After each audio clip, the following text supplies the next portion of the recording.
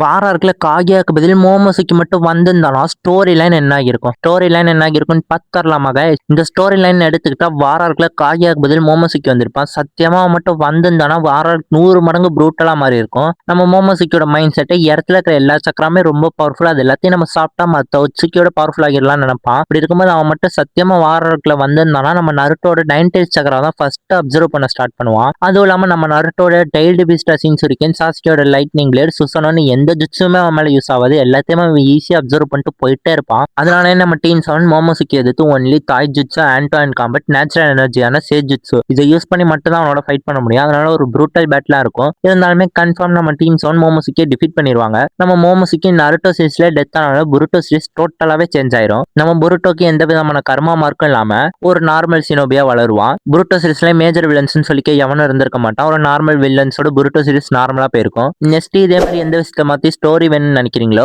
Comment பண்ணிட்டு இதே மாதிரி வாட்ஸ்அப் நம்ம சேனலை சப்ஸ்கிரைப் பண்ணி வச்சுக்கோங்க.